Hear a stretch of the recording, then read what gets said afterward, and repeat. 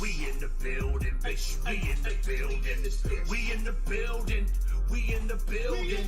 We in the building, bitch. We in the building.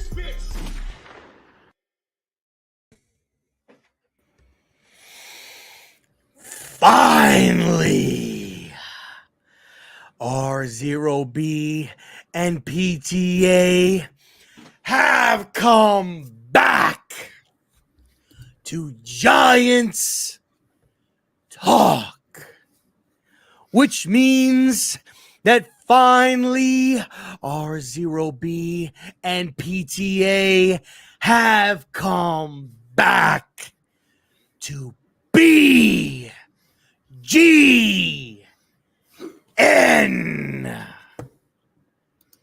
which means that your favorite Domino's delivery boy has come back to talk Giants footy ball, where you can get the best damn pizzas ever. Call Domino's now and place your order, or download the Domino's app. We are not sponsored. We are not sponsored by Domino's motherfucking pizza. Okay, I would not lower myself to accept a sponsor from Domino's fucking pizza. I'm from Jersey, where we make real pizza, where the best pizza on the planet is. Okay, so I'm sorry, no disrespect to you, Domino's, but they're not sponsoring this mofo. No, yo. Put the chat up over here. Oh, is that what you're doing? Yeah, putting the chat up there. What's going on, PTA? Oh no, my bad. Yeah, caught yourself, didn't you? I did. Sorry, let me get back in character. It's the pizza. You can smell it, and yeah, it's going crazy. Cheesy bread. So listen, on today's show, we're going to have a little segment called I Told You So. Oh, man, we not. Oh. I'm just kidding. We told you so. I did, motherfucker. Me. Not you. Me. We this told guy. y'all. We. No, not we. No. There definitely ain't no room on this fucking train. We did tell y'all, because I never said we was beating no San Francisco. We did tell about y'all. The season so far. That's what I'm talking about. Okay? That's what I'm talking about. Okay? Yeah. We're going to be talking about the state of the Giants. We're going to be talking about where we're at so far, 4 weeks in, and how the game on Monday night is make or break for the New York Football Giants and the 2023 season.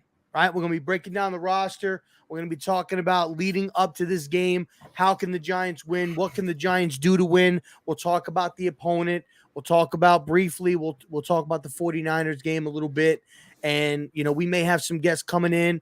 Again, we always open a door. So we always open the door. Yeah, people just show up when they want to. Our house is your house. So you want to come in, you want to talk some Giants ball, come on in. We'll talk. You want to have a couple of slices of pizza or something like that, let me know. I got them on deck. Okay. Holla. So let's get into it. Well, we need to spell that. We didn't smell that pizza though. So now, ladies and gentlemen, grab your beer, grab your pizza, sit down in your chair, get ready, because we are the jabroni beating, pie eating, trailblazing, eyebrow raising. Yeah, we got Seattle coming into town. We're going to get our candy asses whipped with a frown, and we on to a top 10 pick in the 2024 NFL draft. If you smell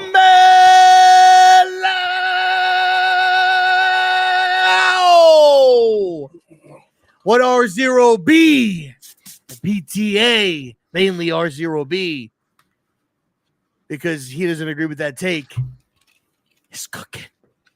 What's up, PTA?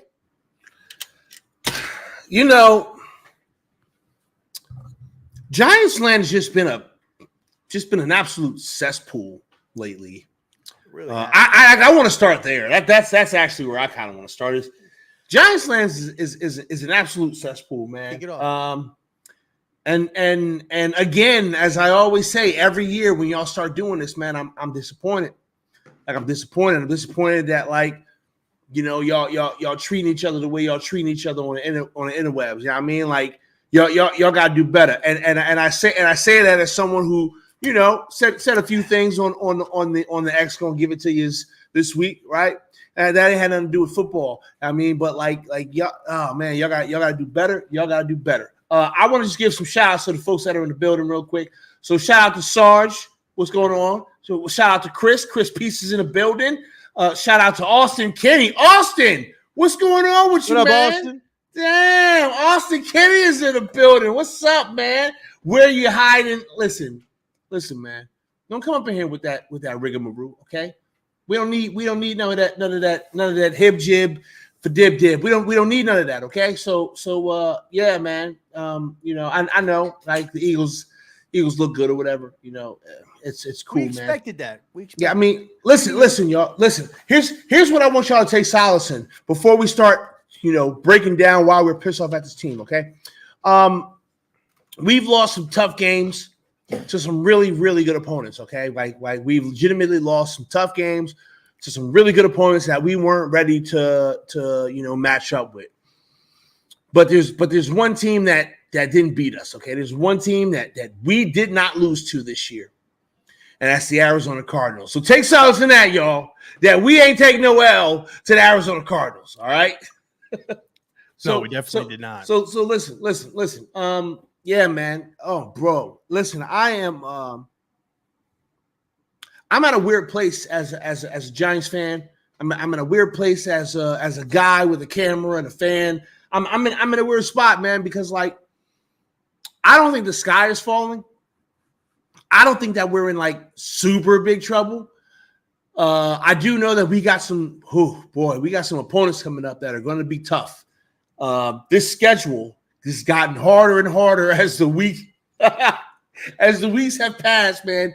This schedule seems to get harder and harder, especially when we have to face up against a team in a few weeks that just hung up 70 on the Broncos. Damn near looked like a fucking Madden game. Like, yo, like I mean, like, listen, I'm not gonna sit here and act like I'm not like I'm not a little concerned, but I'm not all the way worried, right? Because I still feel like this team is trying to figure it out. Now, I'm disappointed that we're getting ready to go into week 4. We're in practice for week 4, and we're talking about figuring it out. That's a quarter through the season, and that's a sad state of affairs, man. But it is what it is. I don't think the sky's falling, and I'm not ready to jump out the window yet. But I understand why people are. I really do. So let's quickly talk about the San Francisco game, right? I'm gonna be completely honest, man. I as I said, I didn't think we were gonna win that game. I didn't think we had a shot at winning that game. So I went into that game really just trying to see what I could see, right? I want to see our players. I want to see what they're doing against some of these tougher teams. Like how are we matching up against them? How are our players matching up one-on-one against some of these players or whatever? So like that's what I went into the San Francisco game, anticipating. I will say that the Giants kind of sucked me in a little bit there because I thought maybe we could make another comeback. I thought maybe we could make some good halftime adjustments and figure out a way to win this football game. But that obviously didn't happen because San Francisco proceeded to just beat the shit out of us in the second half. Poor tackling. Don't know why Kayvon is consistently dropping back in coverage. Not sure why this man's not rushing the ball more. Offensive line still is garbage. Daniel Jones isn't playing well. Okay, let's call a spade. And I know I'm supposed to be on the Daniel Jones train, but that don't mean that I got to drink the Kool-Aid and lie. Okay, if the kid don't play well, the kid don't play well. Kid didn't play well. All right, kid looked scared the same way he looked scared against Dallas. I don't know what the hell going on with Daniel Jones. He should be more comfortable. This is year 2. It almost feels like this is year 1 for this mofo. I don't get it.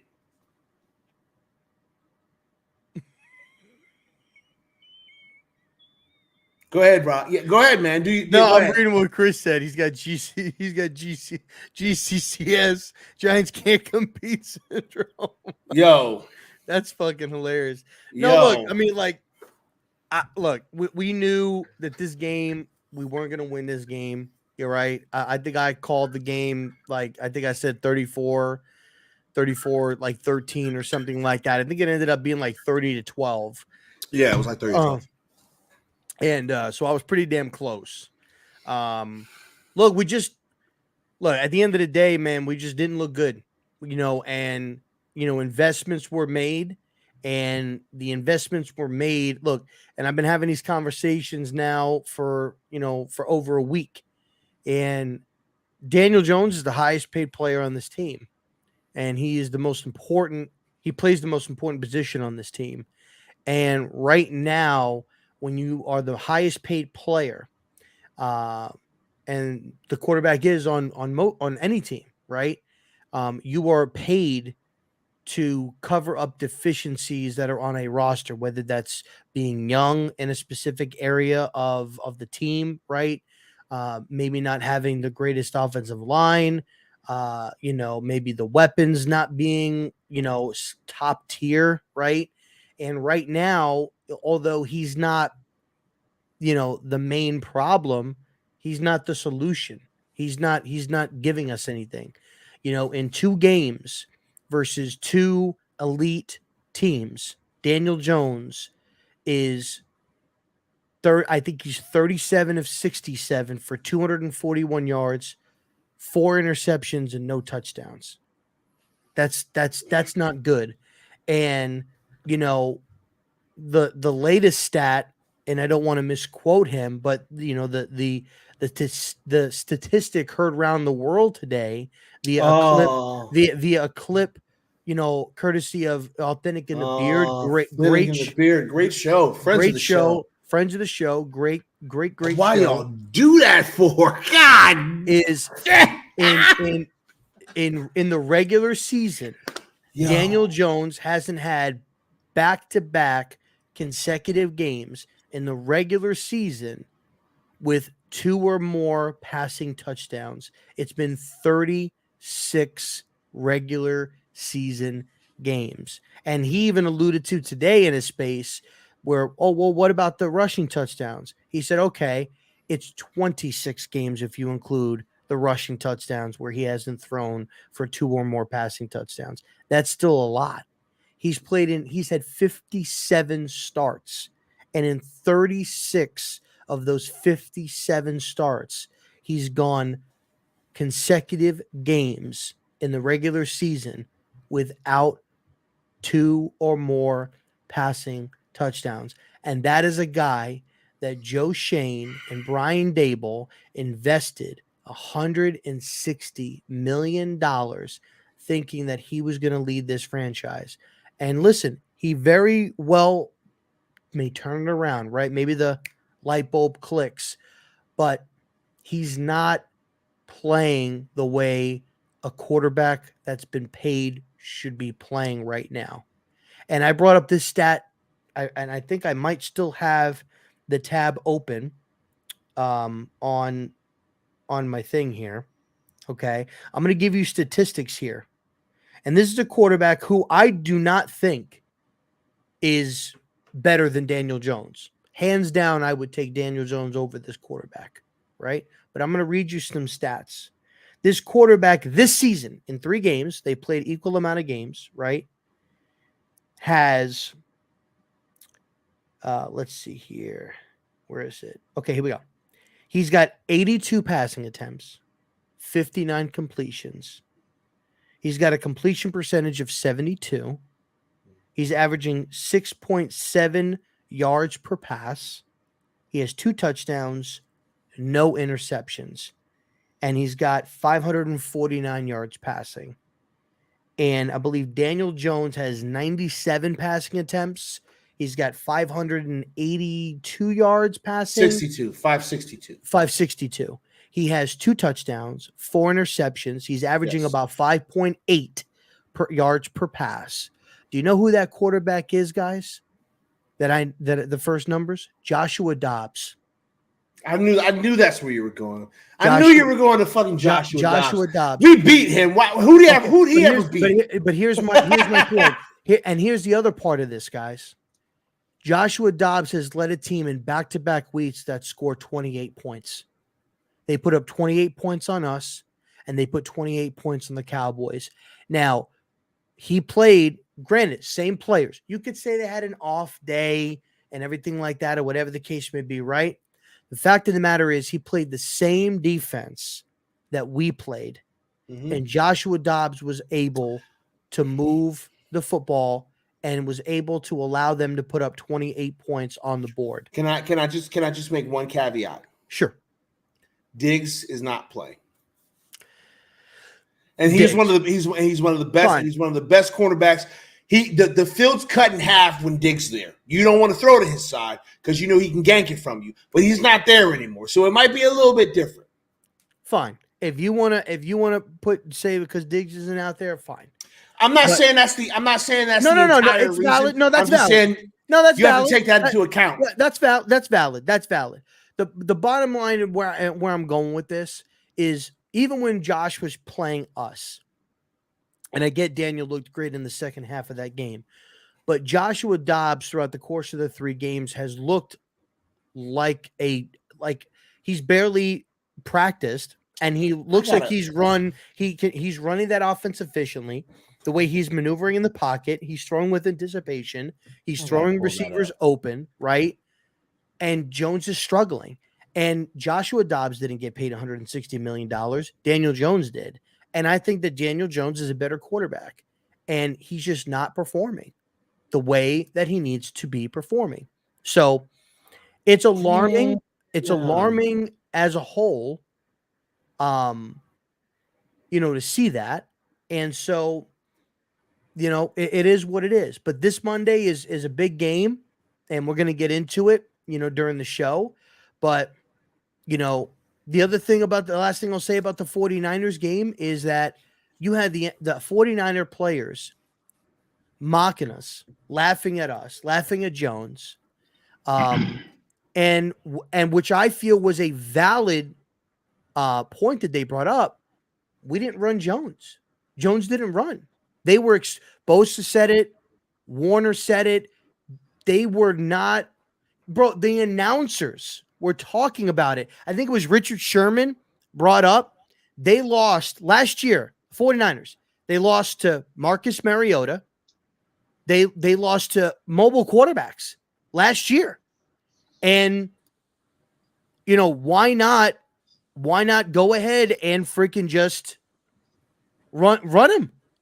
Barkley's not there. Run him. And they didn't do it. And they said, I don't understand why he didn't do it. So, it's alarming. It's concerning. Shout out to the homie Sarge. Is that who is that in the dark? I can't even see who that is. I'm sitting in the dark. Sal. That's the homie Sal. That is the content coordinator, Sal. The content coordinator. He doesn't create it. He just pushes it all into a pile. He's the facilitator. He's the facilitator. I'm sitting in the dark because I'm watching my basement's projector. That's all. Oh, sexy. Oh, sexy. Listen, I'm not mad at you. Down here in my little man cave, I got the TV on and shit. Yeah, okay. For sure. So okay. Sarge, man, I'm sure you kind of talked a little bit about this here and there and everywhere, man. But what did you think about the Giants' performance against the 49ers? Just really. So, briefly. I mean, I have my own. My biggest thing was I said that they were going to win because I'm psychotic and I'm a homer and I'm going to keep doing that. I'm always going to pick them to win. I don't care, But my thing is I didn't want them to go out there and get embarrassed. And I really don't think we didn't get dog walked like we did in week 1. We didn't have 50 points dropped on us like Denver did. We didn't get embarrassed like the Bears did. I mean, we lost. We had a couple opportunities to steal that game because Brock Purdy was trying to give away that ball in the first quarter. I mean, we had a bunch of opportunities. Oh my God, man! He was just But throwing that ball up there. there's if you think about it, and then I hear Rob try to gas up Josh Dobbs, so I had to come in because I think I made some of these points last week, and then all of a sudden now Josh Dobbs is a good quarterback because he beat the Cowboys. Well, I didn't say he was a good quarterback. I don't know, man. There's a bit of a delay when you jump in, so I had to turn off YouTube to come in here. So there's a bit of a delay. So I don't know what kind of nonsense you're talking over there. Not wearing. Anyway, what I was doing was, in case you missed it, I brought up Josh Dobbs' stats over the first 3 weeks of the season, comparing it to Jones. And I said I think that Jones is a better quarterback. Obviously, I would take Jones over Dobbs any day of the week. Hey, Antonio, you want in? You want to come in here? Come on in, Antonio. Well, you also got to, and see. Here's the thing, Rob, is you got to take it if you're going to start talking about we're going to look at stats, we're just going to look at their numbers and talk about who's this number is this person and this number is this person. So look at the difference and which one would you rather have? I would totally rather have this guy, but the numbers don't match up. But you're going to start talking about other stuff. 2 out of those 3 games that Josh Dobbs played in, they played indoors. They played in a dome. Okay? And I'm not excusing bad play because of the weather, because the weather in San Francisco was great. All I'm saying is if you're going to start rattling off facts like that, let's talk about, okay, well, how does he play when the weather's bad? We don't know that. I mean, we could look at what his numbers were like in Pittsburgh when he played there, or in Tennessee where they don't have a dome, where they play outside. But it's I don't know. It's goofy math, but whatever. Sal, man, give me your thoughts on the Giants San Francisco game. Here we go. Very quick, very quickly. I don't think we're in their class. That's all. I think they toyed with us, if you really want to be honest. I mean, really? Okay, yeah. okay.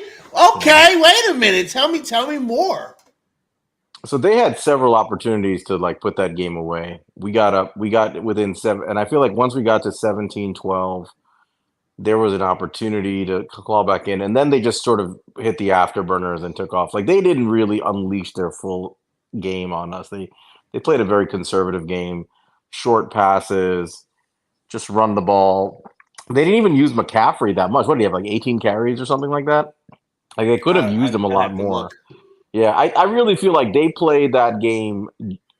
They had a very steady game plan that once they realized that we were not going to put up points, they just kind of played a slow, steady game to get to their point production and win the game fairly easily. I never got the impression that we were in that game. Yes, I agree that on that first drive, we had the opportunity to turn the ball over a couple of times, and that was the chance to actually take control of that game. And our guys can't catch. And that's why they play defense, I guess, but they can't catch the ball. And that was that. And I just feel like they toyed with us after that. I really do. I think if we had played a better offensive game, they would have upped the ante and responded. More offense. So you're saying they would have went crazy with points if we were putting points up? I think they would have played a more explosive type game. I think they played a very conservative game because they didn't really need to do much more than that, unfortunately.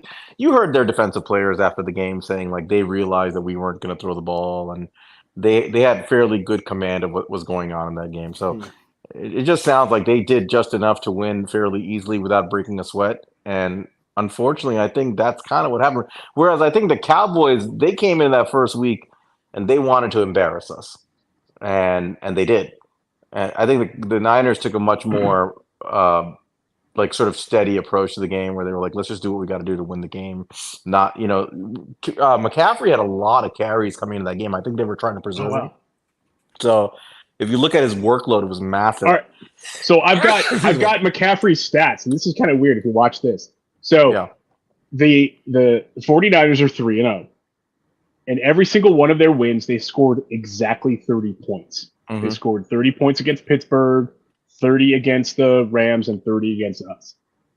In the first 2 games, McCaffrey was averaging about 20 carries per game and over 100 yards rushing. He had 152 against Pittsburgh.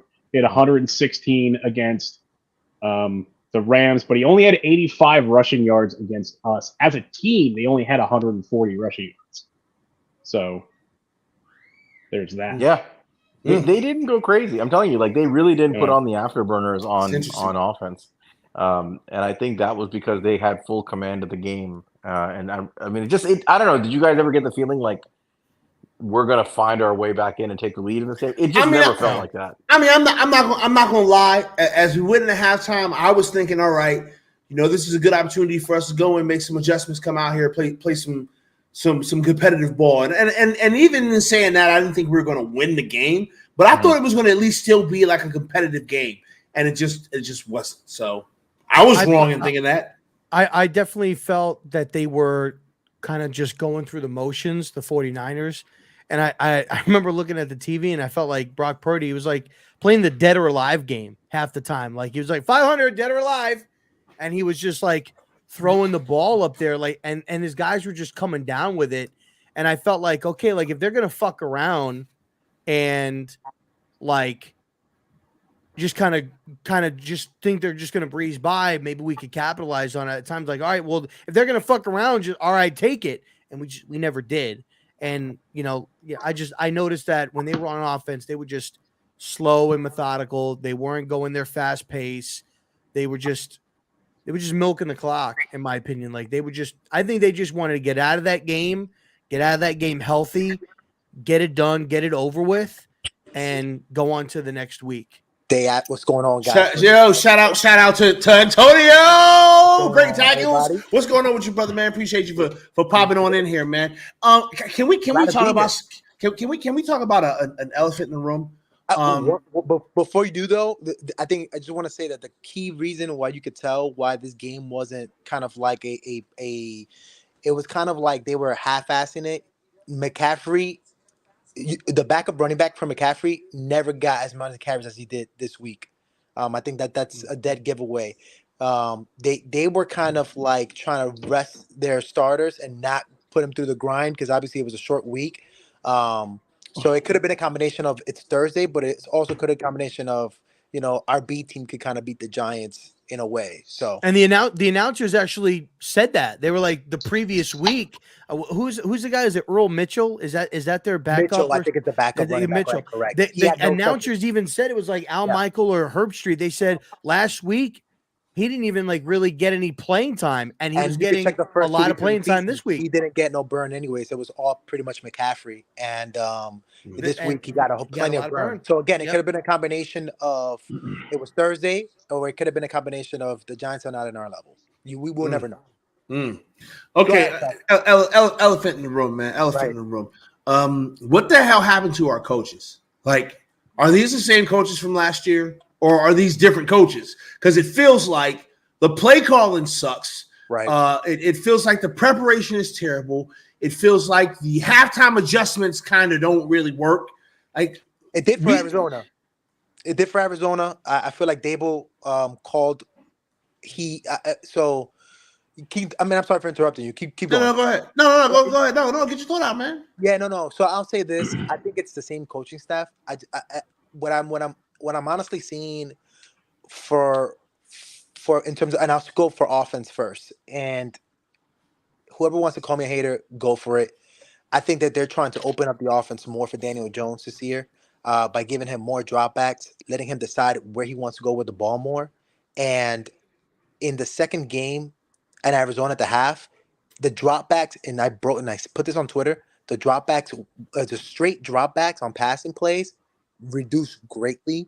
It turned a lot into play action and a lot of RPO. Yes, and that's what he should be doing because that's what he's good at. But the problem is that's limiting a quarterback to the one read, right? So if you're doing an RPO, you're reading at one guy. You're reading a middle linebacker, let's say, for example. If the middle linebacker crashes, hey, you could run it yourself or you could throw it to your receiver who's running a slant right behind him.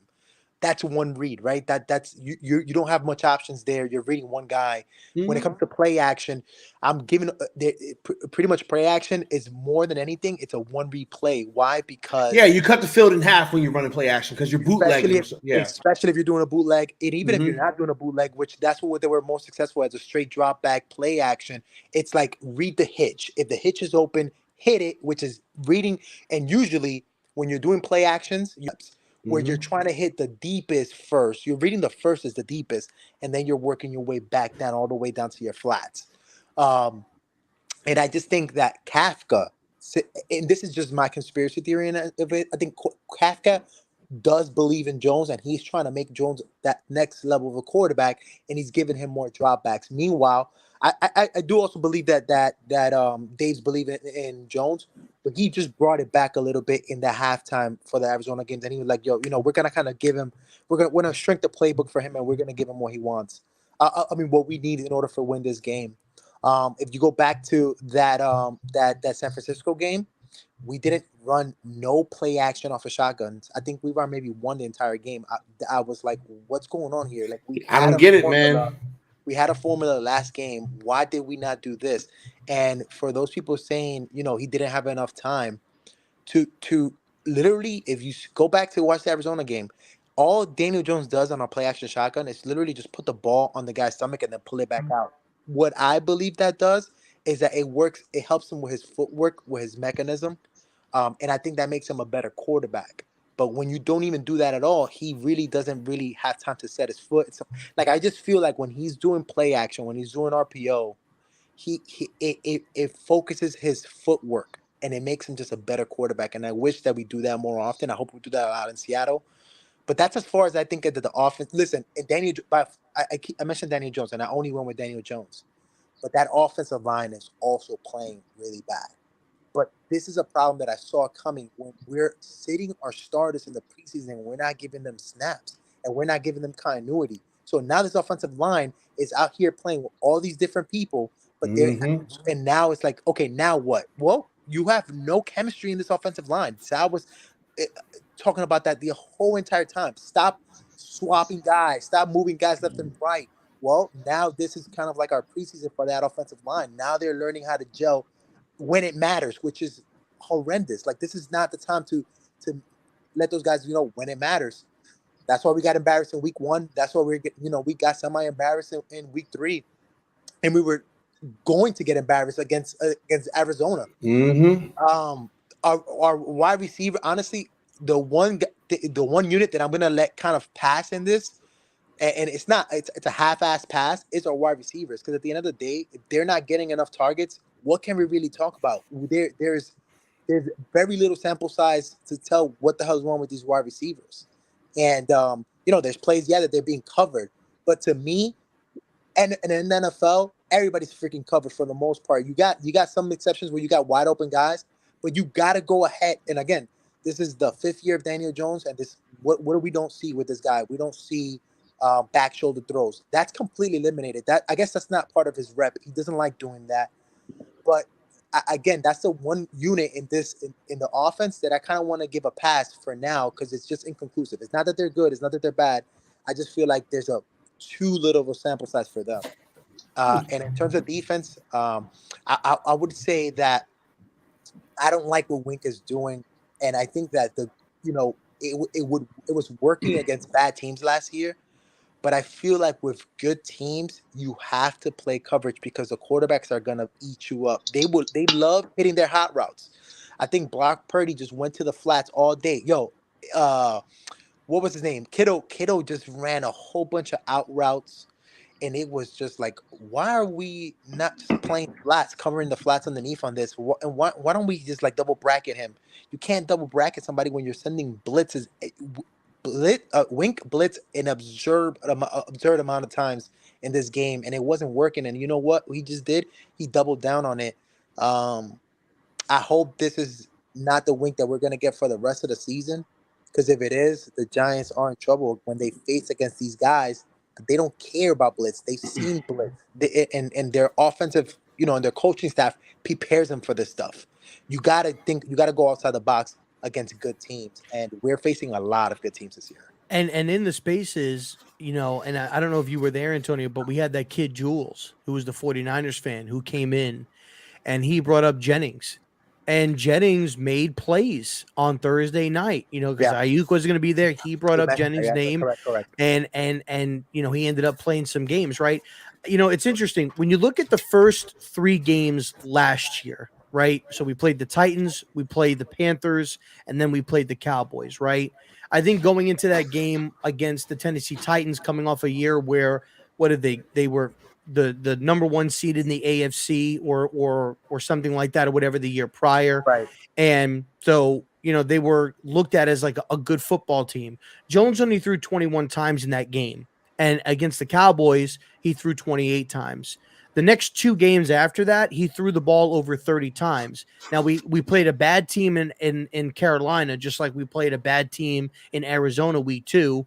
And then week 3, we played Dallas, where he threw the ball, I think, like 32 times. And then we played San Francisco. And when you look at, and the reason why I brought it up is in week 1, we really didn't have to, the game was relatively close for the most part. The game wasn't getting out of control. The defense. You're talking about the Titans game. The Titans game. The game never got out of control. We were controlling. And by the way, somebody could fact check me on this. The Titans haven't won their week 1 game in 4 years in a row. And they've played really bad. I believe that's true. I believe Like, that's true. Yeah, I'm pretty sure that's right. I believe that's accurate. The Titans just don't come out. They don't come out strong. They don't come out strong. Yeah, they're not. We We controlled Derrick Henry. They really weren't having a lot of, explosive plays. So the game was relatively close. So Jones didn't really need to do much. But in week 2 and week 3, we had to do a little bit more. It was more on him to try to go out there and do stuff. Right, we won the game in Arizona or Carolina. We won week 1, and then we ended up losing in week 2. But if you notice, when he needs to do more, and it calls for him to be the difference maker, he just doesn't show up when he's got to throw the ball a lot, and when he has a lot of the passing attempts, he just doesn't perform. And that, to me, like when you look at those first 3 games last year and you look at the first 3 games this year, it almost lines up with like how we played last year. You had a bad team week 2, you had a good team week 1, you had a good team week 3. It just so happened that the Cowboys aren't the Titans and they don't lose opening day very often. It was a division game. I think they had a 2-game losing streak too. The Cowboys did. Coming into week 1 games. Because they lost last year, but because they lost to Tampa week 1. Well, you also have to think about, Rob, is you have to consider is that everything that could possibly have gone wrong week 1 for us went wrong. Absolutely. Oh yeah. I mean, we've beat week 1 to death. We've beat week 1 to death. Yeah. That every single thing that could have possibly went wrong happened. Absolutely. We had bad turnovers. And we got behind quick, and then we couldn't get out of that quicksand. Yep. And and that didn't happen. Like, if you remember, week 1 last year came down to we only won that game because they missed a field goal. Yep. It's not like we outplayed the Titans. We kept it close. We didn't. We were 2.5 feet in one direction from losing that game by a point. Right. I mean, I think to PTA's question, then I'll turn it over to Sal. Right? I don't think that there's an issue with the coaching. I think there's a big issue with the coaching. I can't agree with that at all. I think there's a big issue with the coaching. I don't think necessarily that it's that Dabes isn't coaching good or that Mike Kafka's not. I think it's the level of competition that we're going up against, where the coaching staff cannot cover up for the lack of talent on the roster that they could last year. And it's showing, in my opinion. I'll go out to Sal. Sal has an opinion on that. If not, I kind of want to jump on that. Yeah, I actually don't think the coaching is all. I have a hard time believing veteran coaches have suddenly developed a problem. I would agree that has changed where they seem to want to put it more on Jones's arm. And I think that's probably a byproduct of, hey, we paid you. We want to see what you can do. And there is an element of that, I think, here, right or wrong. Some of it is also, I think, let's be honest, like the offensive line is not very good.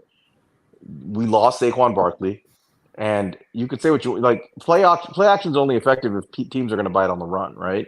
And if you're not worried about Gary Brightwell and this offensive line producing anything in the run game, without Saquon Barkley, you kind of are less, you're probably not going to bite on it. So I do think that there's a little bit more emphasis in terms of trying to get things with his arm, with Jones's arm. But to be fair, they brought in Jalen Hyatt, and if you listen to Dable, they tried to dial up explosive plays in the San Francisco game, which I always thought was the only way we had a shot, was to try to like take some shots early, get a lead, and they just never materialized, right? Like whether it was because the receivers couldn't separate, I'm not sure. I think they did. Jones didn't take the shot on some of them. The line broke down on some of them. Whatever it was, it didn't work. So I think that's the only real difference in the coaching. And I don't think that's like a failure of Mike Kafka or Brian Dable. I think they're trying to adapt to the injuries, to the loss of Saquon Barkley, and to try to see what they have in their quarterback, because that's kind of what you pay him for, right? It's like in these moments, can he lift up the team and put points on the board? When it comes to defense, I really don't think Wink Martindale has been doing a bad job at all. I just think, look, is Wink Martindale dialed up a defense that got us into 3rd and long how many times against San Francisco? Right? Several times. True. And what did the 49ers respond with? They threw bubble screens. Yep. And like Carl Banks talked about this. Just make a fucking tackle. Right. Like seriously, like, yeah. I mean, make a tackle. Like if you tackle these guys, those they punt. they're not first downs and touchdowns. So like, how many of those drives led to touchdowns where we blew a 3rd and long? Right?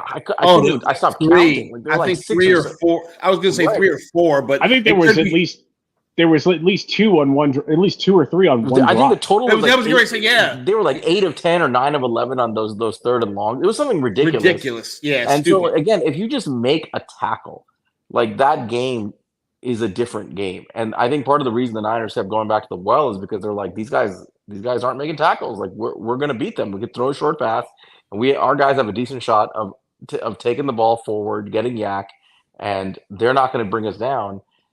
What's Wink Martindale supposed to do, right? Is he supposed to walk out there and be like, wrap your arms around somebody and learn how to make a tackle?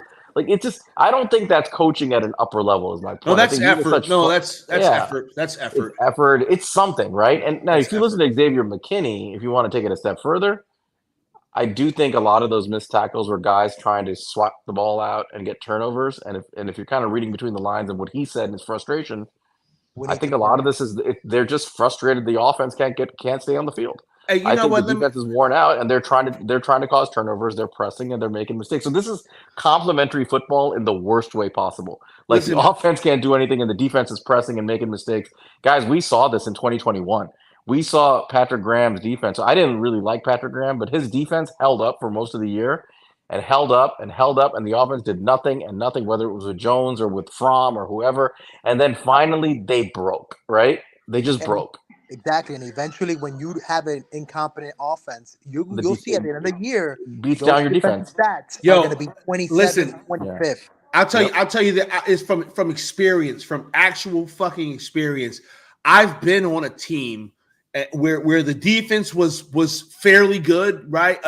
Good enough to where we could make the stops, but the offense was just non-existent. And I tell you what, man, after a while, the defense is just like, fuck the offense. Hey, what are y'all doing, man? Like we hate them. We hate them because we out here getting the Jets right now.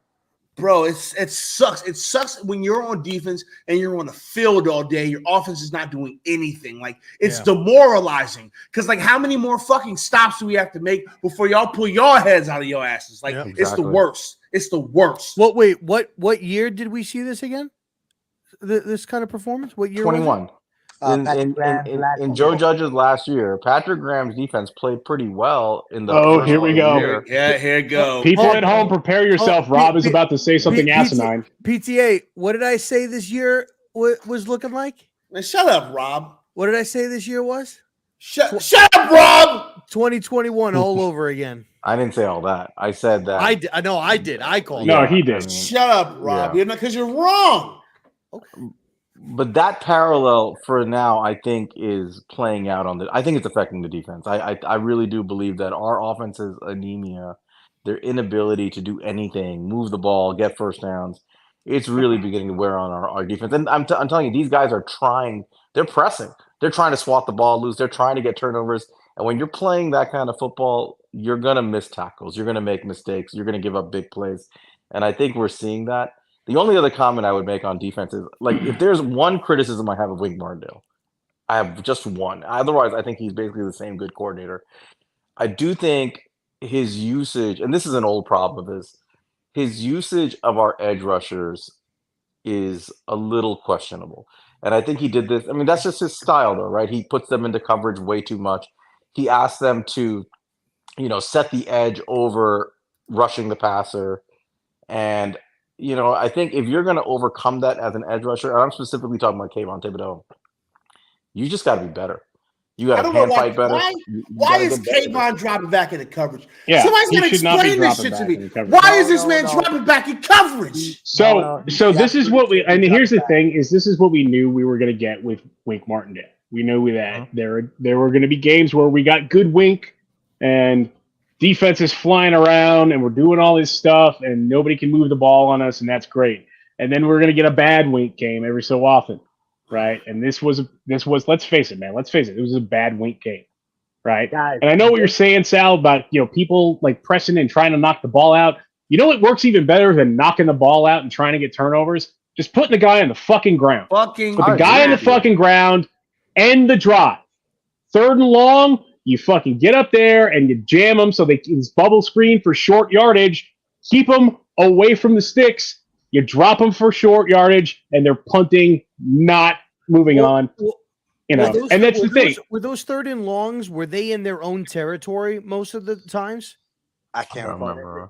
I can't remember. And I agree with you. I agree with you, Sarge. I'm just saying, like, I do think that there's an element of that, but I fully agree with you. Like, just make the fucking tackle. Like, the players in front of you. And Carl Banks talked about, if you want to tackle, you got to hunt like a wolf pack. He made that comment, right?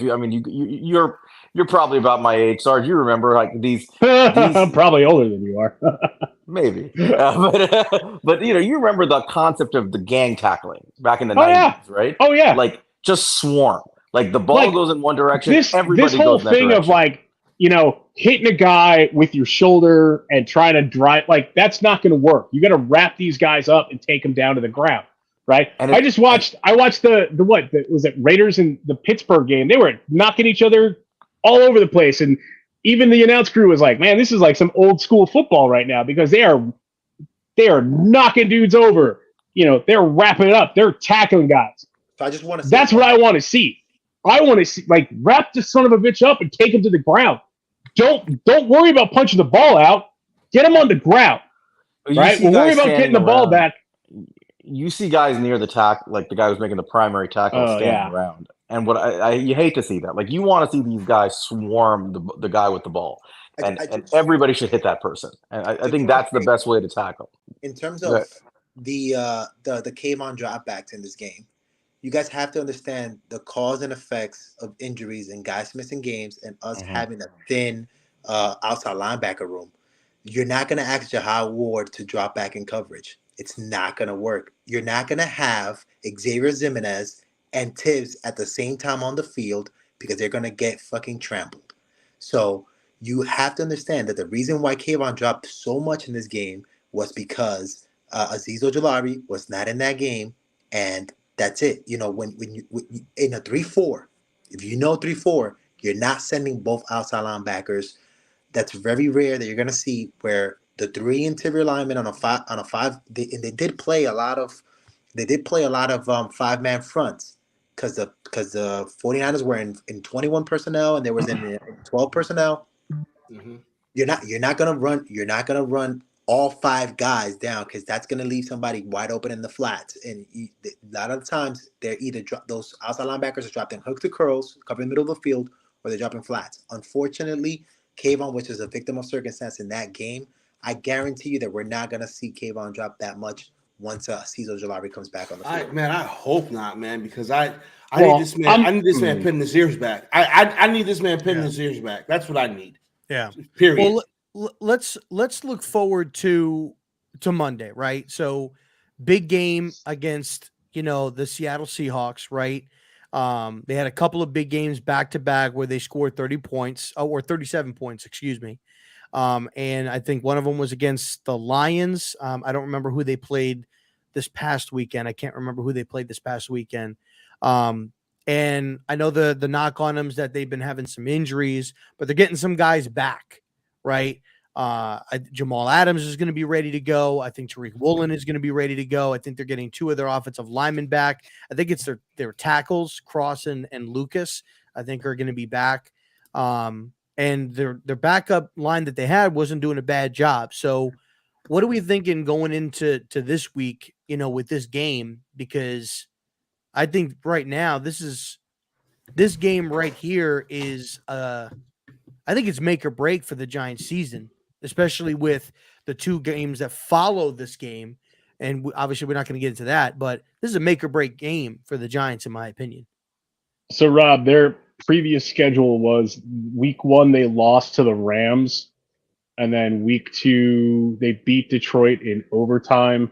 And then last week they played Carolina with Andy Dalton, not Bryce Young.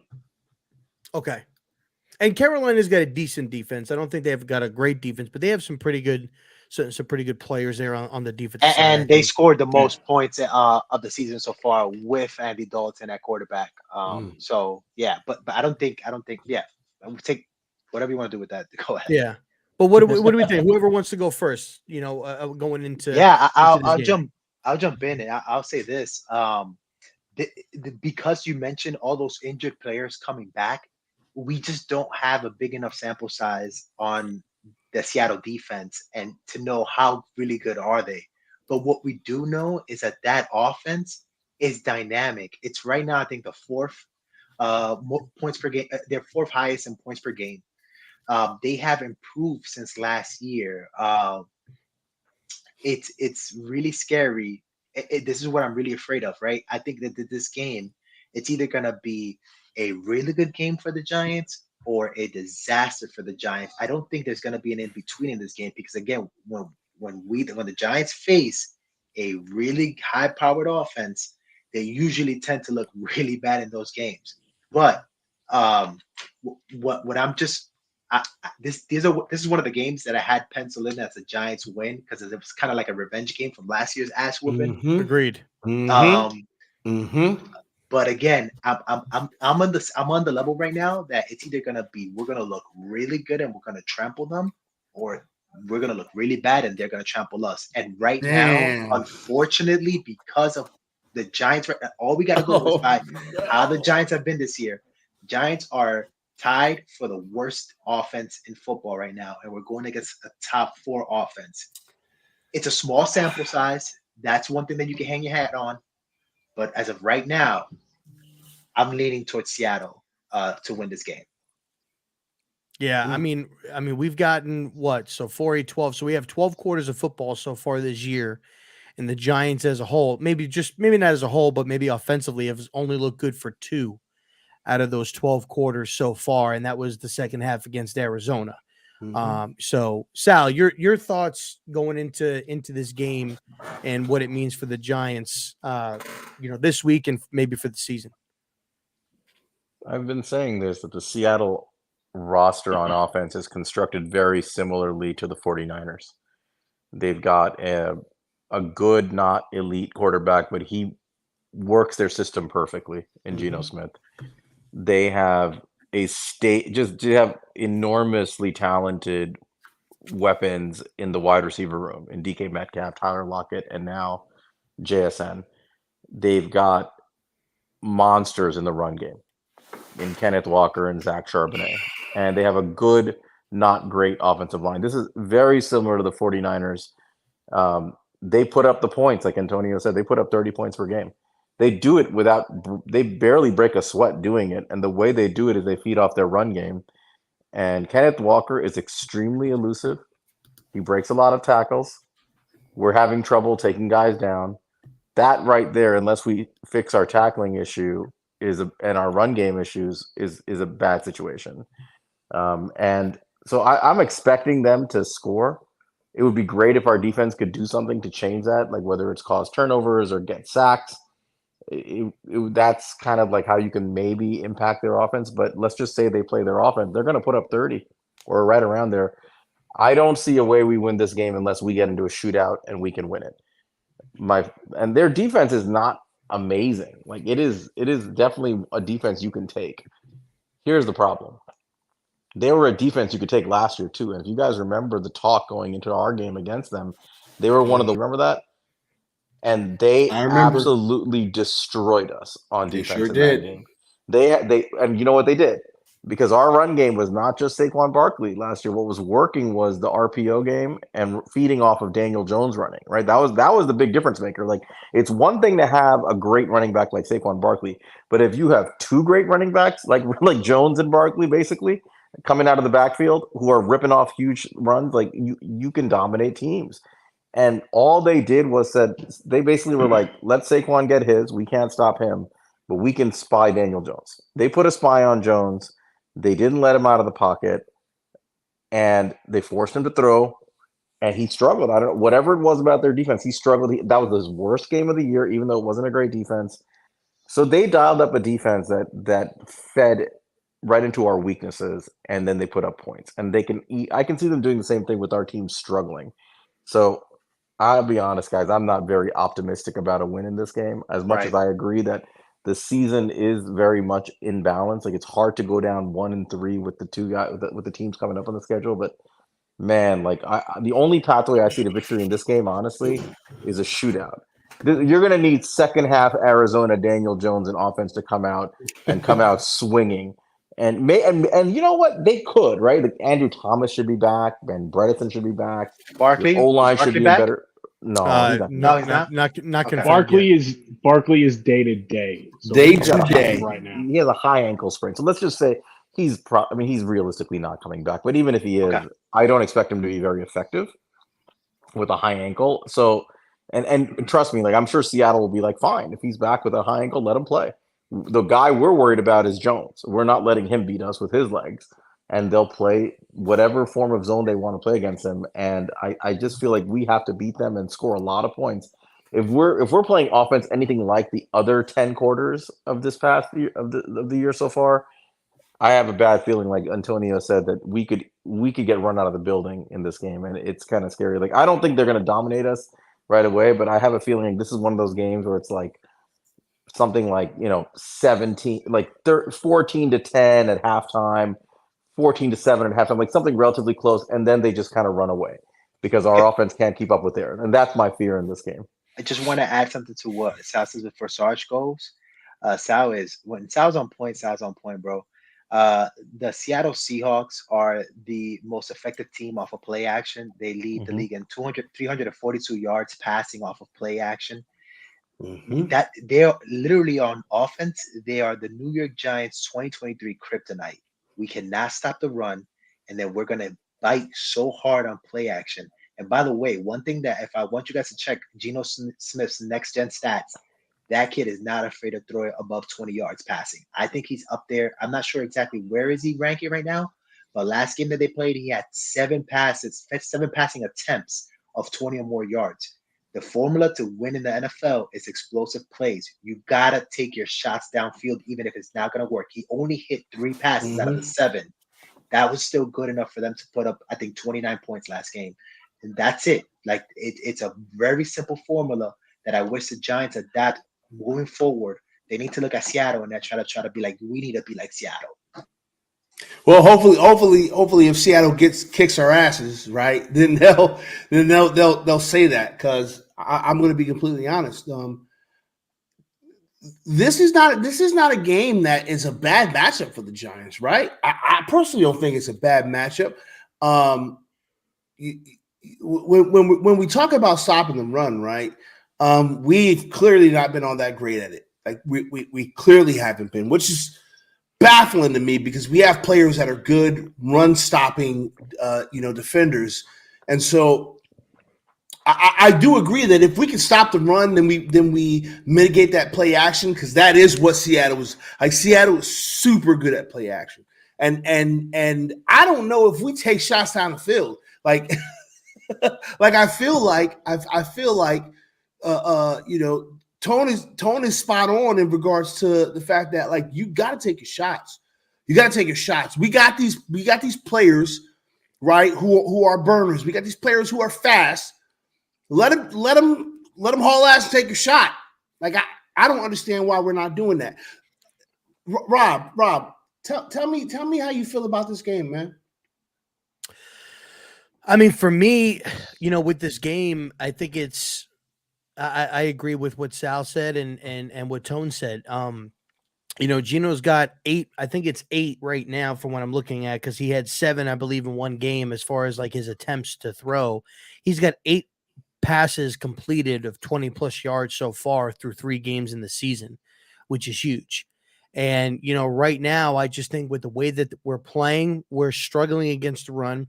We brought in guys like Ashawn Robinson, Nacho. You had Jordan Riley, who had a great preseason, a great, training camp.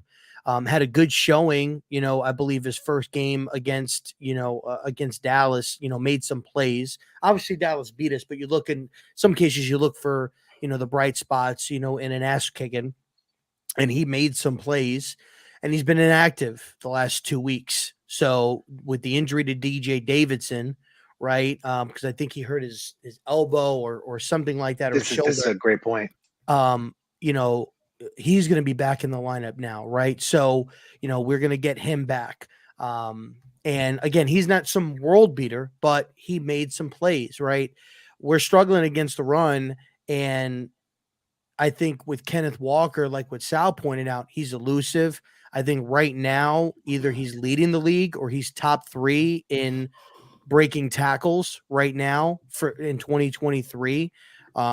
He's able to make the first guy miss.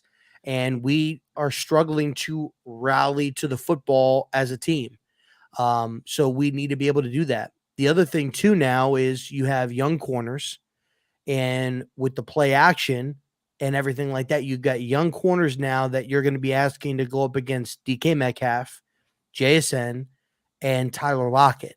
And there were a lot of opportunities in the game last year that Gino just didn't connect. I think DK only had like 56 receptions in that game, but he had a touchdown, and they were struggling early in the game to really kind of get in sync with him. The same thing with Tyler Lockett.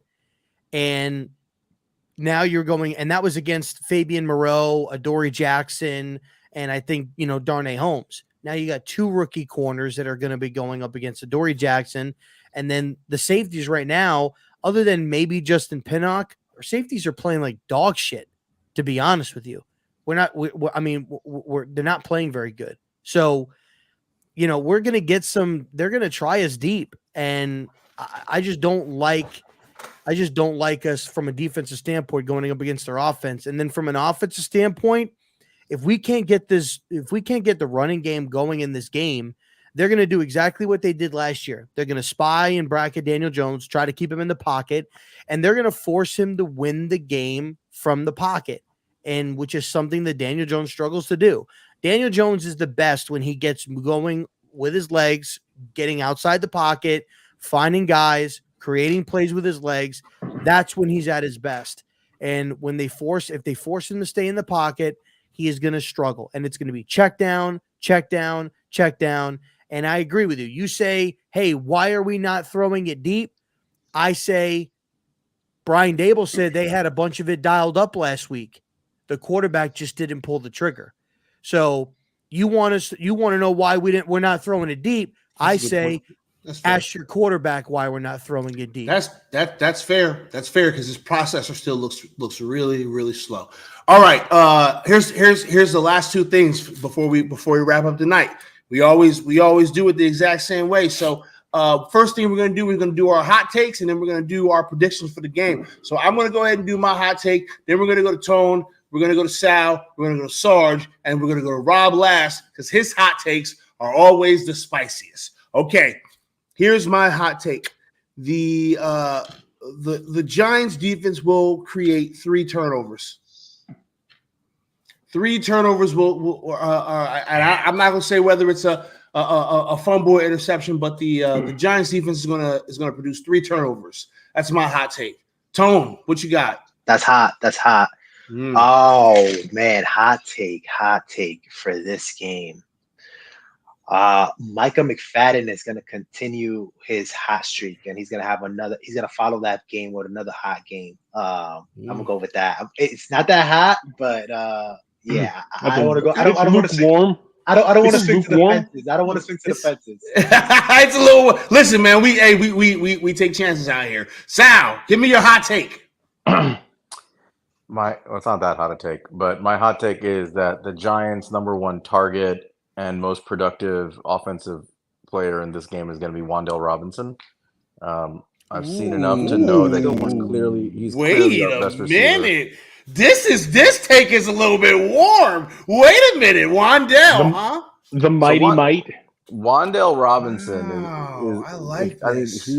he was our second round pick last year.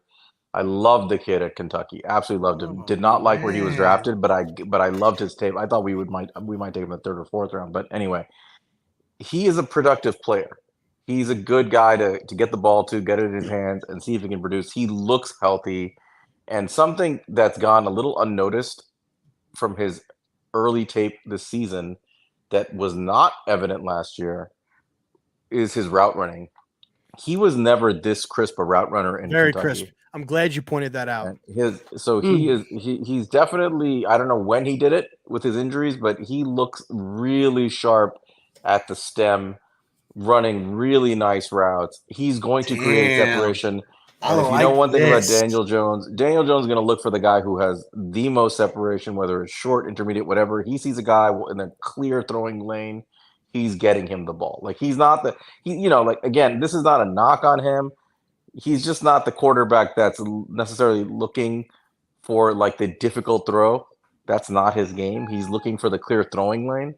That's the type of quarterback he is, and you can win with a guy like that. You just have to design really perfectly around it.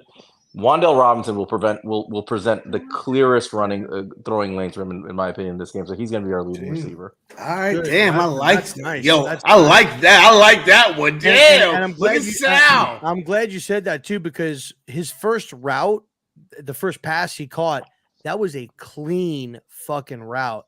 Cut. That was a nice ball. It was a fucking nice route. Nice route by him. So that's a nice All right, take, Sal. Sarge, give me your hot take. Well, you stole mine. So I'm gonna have to tweak it just slightly. You said 3 defensive turnovers. Three defensive turnovers, yes. All right. Well, then I feel like I need to. I mean, all right. So here's my hot take. This is that's it. The rookies ball out, and this is what it's going to be. This is Hawkins and Banks are each going to get an interception. Ooh, I love it. Jalen Hyatt gets 2 touchdowns. Okay. Oh shit! So Wan'Dale Robinson going off fucking Jalen Hyatt's stat line is going to be it's going to be 2 targets, 2 receptions, 89 yards, 2 touchdowns. God dang, we about to win this game by 100, y'all. All right, Rob. Hey, you're up, man. Give me your hot take. Okay. So I've got 2. You always have to. So first, with McKeithen being listed as the starting right guard going forward, I think we see the best performance from the offensive line thus far this season against the Seattle Seahawks. So shootout. Giving us an opportunity to perform on the offense. Second, I am going to say that we will have 2 100-yard receivers in this game. Let's go. Okay, we will have 200-yard receivers. However, it still won't be enough. But the 2 100-yard receivers, the 2 100-yard receivers, asshole, will be Wan'Dale Robinson and Darren Waller. When was the last time we had a 100-yard receiver? Wandell Robinson. No, I mean, Wandell listen, Robinson got in the 100 in the Indy game when he got hurt. In the regular season, it was Wandell, but total last year, Hodgins, because he had like 108 yards in the playoff game. That Vikings game. He had a crazy. Here's the deal. Here's the deal, though. Okay, here's the deal. The fact of the matter that Daniel Jones did not throw 2 touchdowns in this past game opens up the possibility that this motherfucker might. He's due. According to authentic stats, it means he's due. It's time for him to go off. Indeed.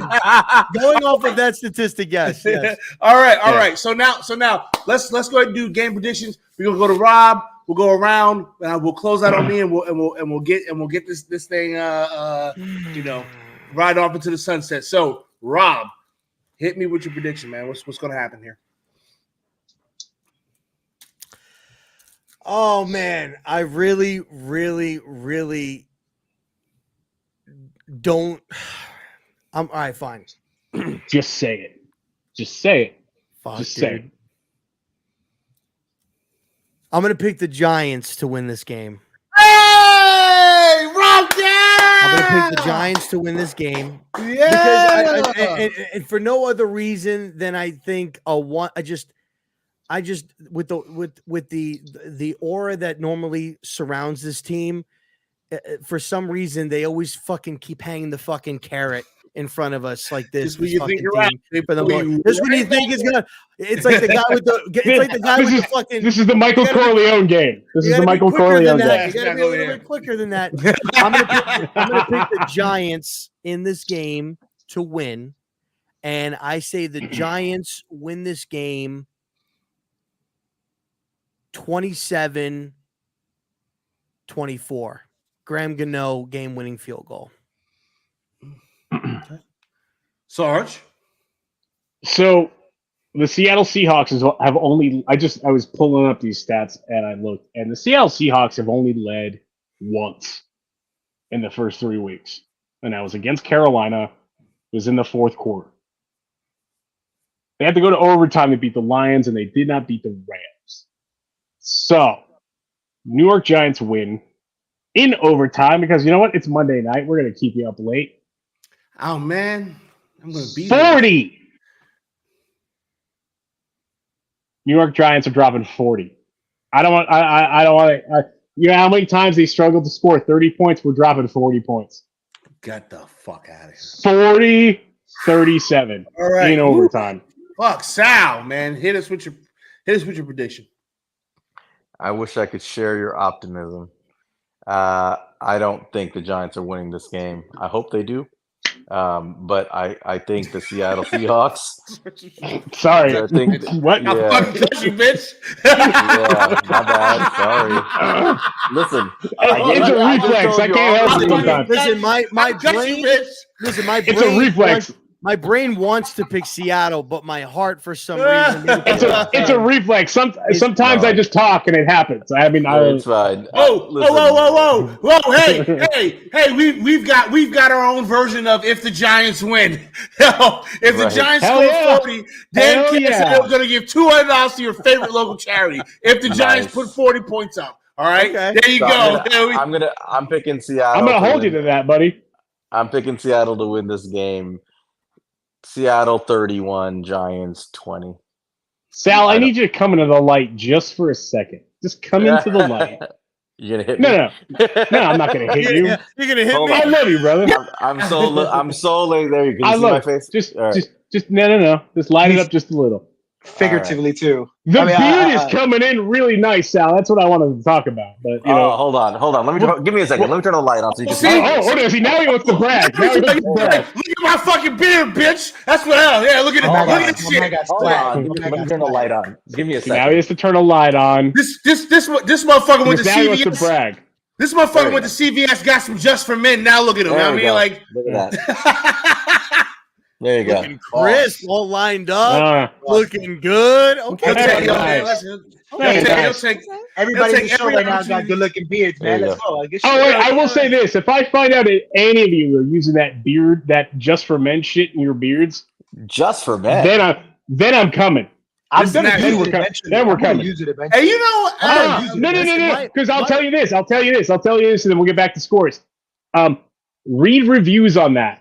Okay. If you have sensitive Patrick? skin at all, that shit will eat your face. Okay, so It'll maybe eat I your won't face. use it. Weeping, Maybe I'll use it like a weeping natural. pustules. Weeping pustules is the word I'm going to leave you with. My Oh, wife nasty. always asks me because my beard, like I'm getting grazed in my beard. She's like, "Are you gonna dye your beard?" I was like, "Fuck no, I wanted to go white." No. I'm not gonna Wait, dye wait, it." You earned this. Your girl You was saying that? earned Your girl this. saying that? She asked, she's like, "Are Do you it. like when your beard gets Do like it. gray? Are you gonna dye?" I was like, "No, I'm not." You gonna should dye see it." what's going on up here now. Do It's it. all- Nice, fuck- bro. I'm doing You know what? whatever I I just my love the wife wants. gray. How? My fiance Wait, wants me to dye it. I'm dyeing it. Wait. Here's my question, Sarge. How in the fuck is the lower half of your beard fucking gray, but the upper half of your beard's fucking black? What the fuck's going on with that? That's just the way it happens, man. It's just the way it happens. The lower part is older.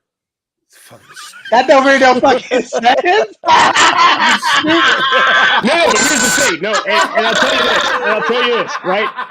If I pull a hair, right? If I pull a hair, it's white the whole way or it's black the whole way. The white hairs are all longer than the black hairs. It's Yeah. just the way it works. I don't All right. understand it. For you men who do, for I've those of you who don't have got the white buddies. hair, I've got buddies who have like it's black, and then a perfect strip of white. like Fu Manchu.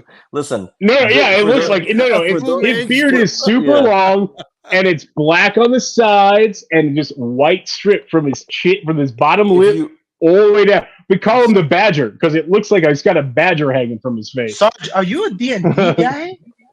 Am I a D&D guy? Yeah.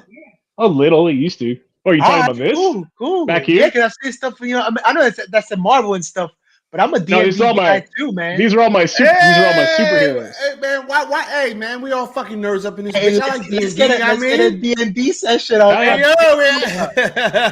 yo, we might turn the light up again. Yo, you know what? We That might would be have an to- interesting live stream. As a Yes, I would love to do New that. York Giant fan D&D live stream. Yo, I We would might love have to to do that. I would might love be in that. on that. We're gonna talk about that. DDM. Whoever's down at Yeah. DDM. Yeah, We'll because I talk can't about that. DM. I can't DM. I'm not gonna DM, but I'll play. With the listen, I think we caught Sal watching college film for his podcast. I'm watching the Michigan Rutgers game. That's all this dude does is watch. Yo, movies. Dan, Hey, that's a hey, special Giants. hey, real quick side piece. Obviously check out Sal, check out Monty with their podcast. He's a giant, great stuff. You guys touched on because you're watching the game, and I'm only asking because you're watching that game.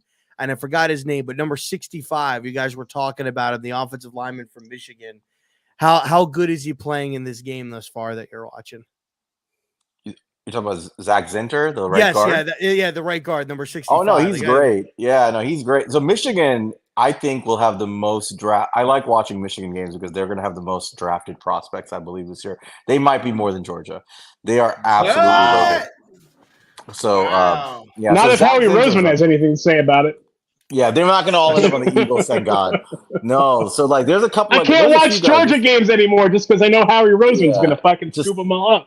Quick aside before Tone goes and gives his prediction, but Michigan has guys that line up nicely with the Giants' needs for next year at like across the board. So let's say just starting from the top, if the Giants want to take like either a day one or a day two quarterback, their quarterback JJ McCarthy, he's somebody you could look at. They need a running back for sure. Blake Corum on Michigan is pound for pound the best running back in America. He's He's amazing. Oh, yeah. And by the way, I know his family. He's from Marshall, Virginia, which is actually very close to a town I used to work in. And so his family knows friends of mine, and I know some of his like relatives. Nice kid. Sal, you in VA? Yeah, I live in Northern Virginia. Oh shit, I do too. We got to link up. I do too. All right. I didn't know you were up here. DM me, bro. I hope we don't get him because that means that we're gonna have to probably draft him in the first round. Well, no, he's not a first. No. I mean, nobody's taking him in the first round. Maybe a second or third round pick. Probably And second. he's but the best running back in college football right now. in my opinion, pound for pound, he is. Considering he tore his the amount last of year. yeah. And considering the amount of quarterbacks that are coming out this year, Now, Yeah, somebody's but you going guys to think reach it's a not little. gonna be mentioned, one you Right. mentioned their first round? quarterback. Is he a Yeah, first so round quarterback? McCarthy is like probably a borderline first, second guy, depending on how he plays Yeah. the rest of the He's year. But the well, guys that the Giants may legitimately have early interest in from Michigan, and I'll let you go, Tone, after this.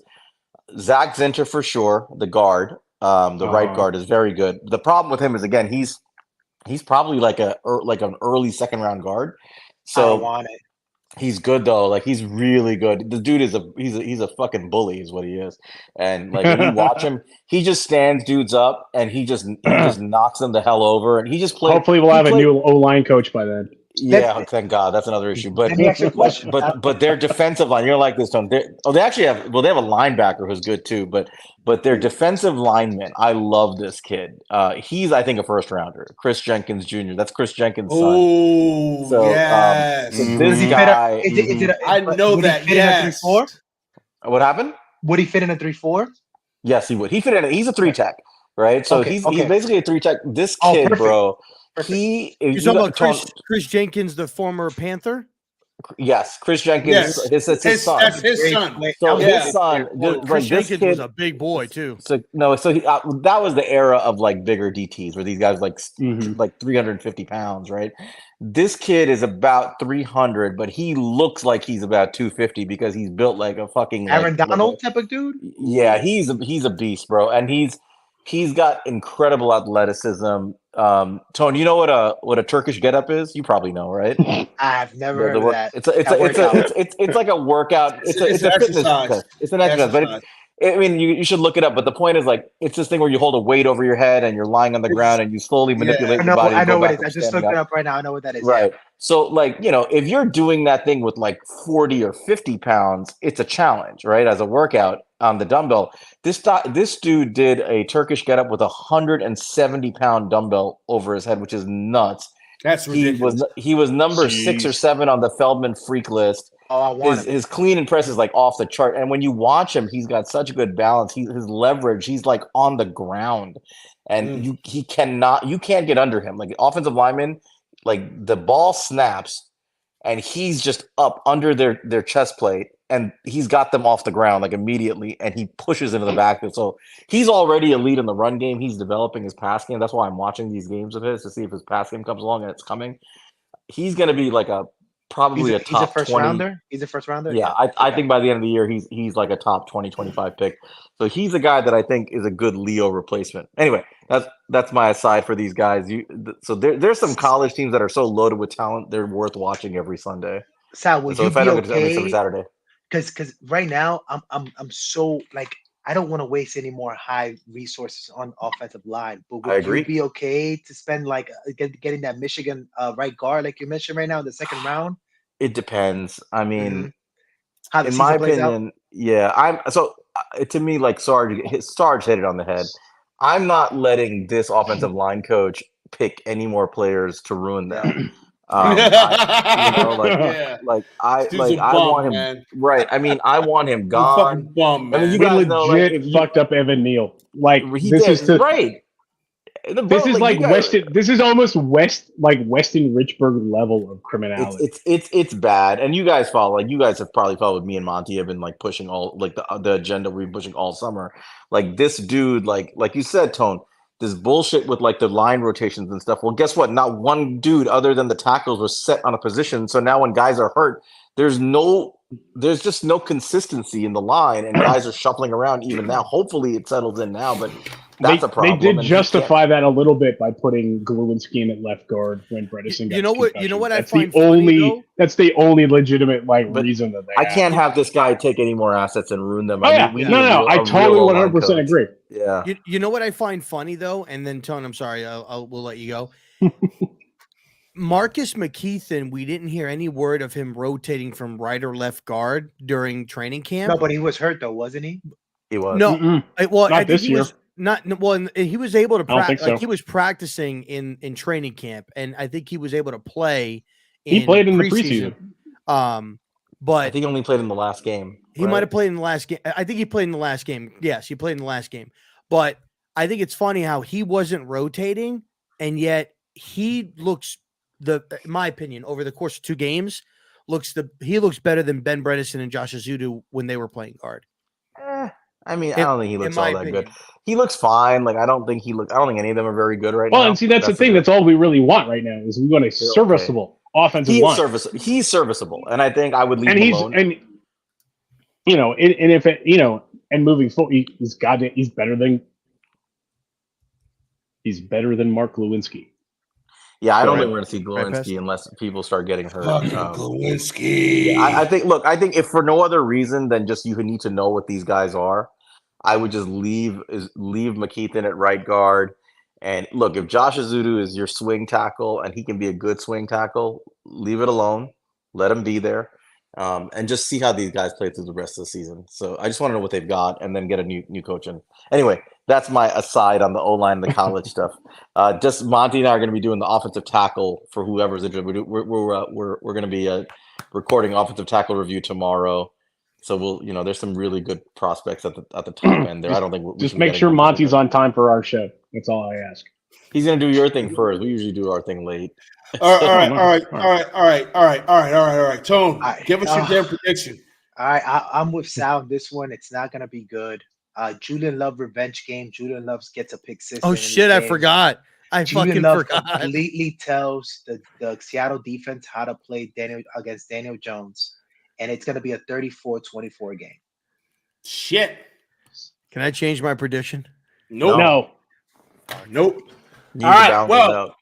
John, clip that. I'm going. Yeah, John, you got that. All right. So cool. I'm gonna go ahead and give mine, and we go get out of here. I got the Giants by 4. Okay, that's what I'm going with. I'm going with the Giants by 4.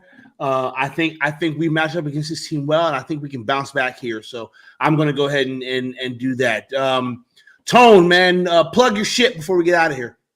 I got nothing to plug this year. I still haven't made anything on YouTube. I would just say just be on the lookout for any film breakdown that I got. I'm gonna start doing more film breakdown. I'm gonna get back on the saddle and just start talking more Giants ball. And I'll try, for those that are in love with Daniel Jones, I'll try to stay away from Daniel Jones. But there's plenty enough to break down on this team that's not Daniel Jones. And I'll go ahead and pull some breakdowns that are not about the quarterback.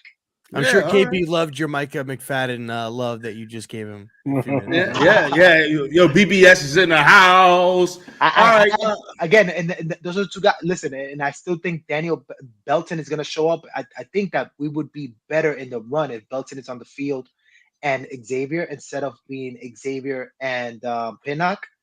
But I do think that we're going to see good things out of Micah and of Belton in this year. And a quick question: is Flott hurt? No. It's just that he's not even. The three. It's a healthy scratch. The three corners are Hawkins. Well, no, because I'm only asking because I don't remember right. what game it was. I think it was the Arizona game. But Darnay Holmes got fucking cooked, and I'm like, why is Darnay in the game and not Cordell Flott? Because he can tackle. Exactly. That's the because he tackles too well. That's his problem. Bro, he tackles well. Like one of the things that why we're not good in tackling this year as it was last year, well, we had Julian Love and Darnay Holmes on the field.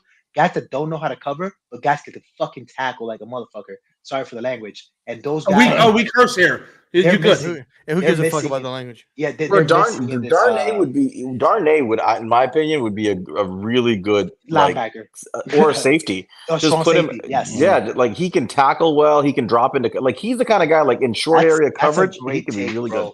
That's a great take. I think that's why he fits well in a zone system. He's out of place in this system. But if we ever have played a zone system again, like that, like a zone heavy system, Darnay would play really. He'd be better than our safeties. Darnay has value to the team out there, man. It's just they don't know it yet. Yeah, come get him, guys. All right, Sal, plug your shit. You guys can follow me on Twitter at Queens_guy. Please follow our pod at He's a Giant that I do with Monty. We drop an episode every week. We go over the Giants and we go over college football. We do position by position, top 5 prospects and 2 sleepers. We're going to go through all 11 position groups, and we're right now up to number 6, I think, in offensive line. So if you guys want to follow us, we'll be releasing on Twitter, and just follow us on Spaces. And we love the interactions. This crew right here knows what it's about. He's the guy with the Mike Munchak picture. Hey, you guys already know where to find Sarge at because he's always here, okay? So listen, we're going to go ahead and close this out, man. We went an hour and a half, and it didn't even really feel like it. I appreciate all y'all coming in and hanging out with us. Thank you very much to Tone. Thank you very much to Sal. Thank you very much to Sarge. We would greatly appreciate you. So for all of them and for RZeroB, I got to go over here and go to the brand thing, And You guys like my outfit? Thing, and the outfit's good, man. I think you got a couple. I think you got a couple pieces you got to go deliver. So for Rob, for RZeroB, I'm your boy PTA. I hope you all have a great rest of your week. Make sure that you like, subscribe, share, thumbs up, do all the shit. Go follow everybody on their things, and we will get up with you guys later. Deuces. Here's the thing. Oh, you're fucking it up.